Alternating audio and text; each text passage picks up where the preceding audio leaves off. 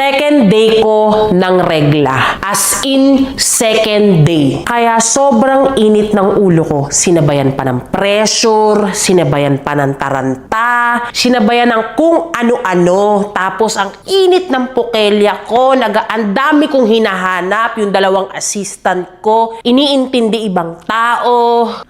Sumabog ako. Marami talaga ng taga sa kanila.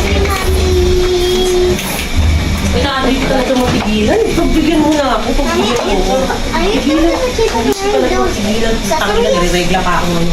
Yes, Bakit ipapigilan eh? Bigyan mo lang. Sabihin mo lang sa akin, pagbigyan mo lang isang beses, may batukan lang ako. Isa lang.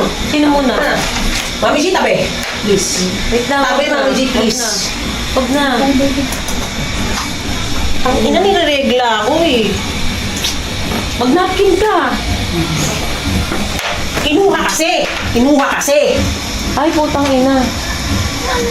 Kinuha mo yung napkin ko! Hindi ko po kinuha. Kinuha mo kay Jaynel! Tang ina, alam nyo namang ako nag-prepare ng gamit ko, tapos binibigay ko na nga sa inyo yung mga yaya ko, yung mga ano ko, tapos kukunin nyo pa! Pagbili tayo ng napkin! Ako nagbigay mama. Wala akong pake!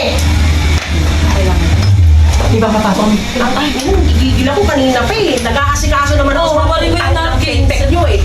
Babarin mo. Gigigil ako. Meron din napkin doon. Tiniis ko nga, first time ko kasi magtampo sa putangin na para may kiki sa pekpek, nagigigil ako eh. Papasok mo lang sa loob ng ano. Pinasok mo lang maigi.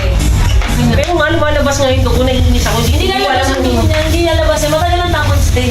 Bago mapuno. O, ayan. May napkin na dyan. So, naglagay na ako dito. Sorry po sorry pasensya na. Kanina nga, nagpapalit ka siya, diba? Ng napkin. Bago tayo mapuno. Pagkapasok ko dyan, wala na akong inilalagay sa ano ko. Bakit?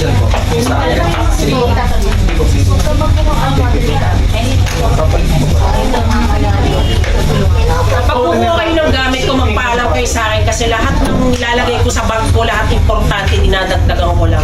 Wag nyo, so ano yung gamit ko kung niyata kayo.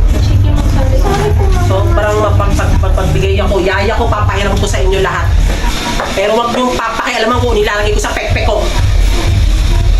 Si Ate Jenny po kasi nag-operate na. Hindi na okay lang yun.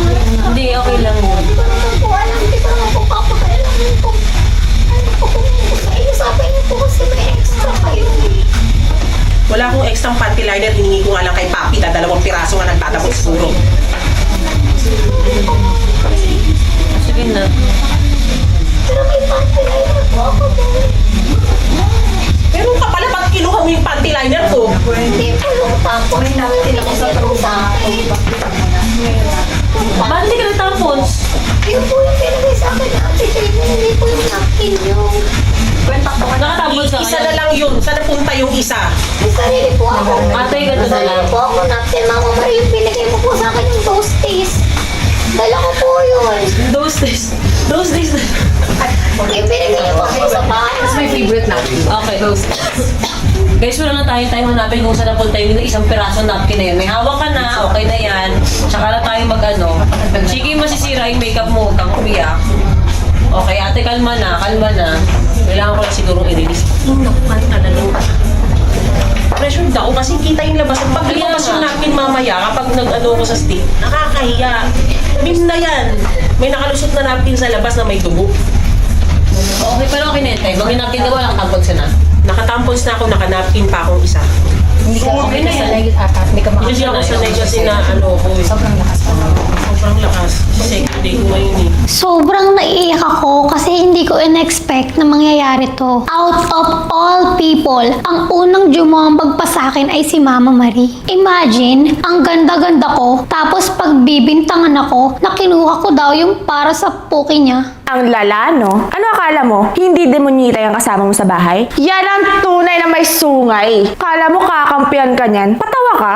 Uulitin ko, kunin nyo na lahat, pakialaman nyo na ang lahat. Pero wag lang ang para sa puki ko. Tapos ang usapan, hindi tayo magjojombagan.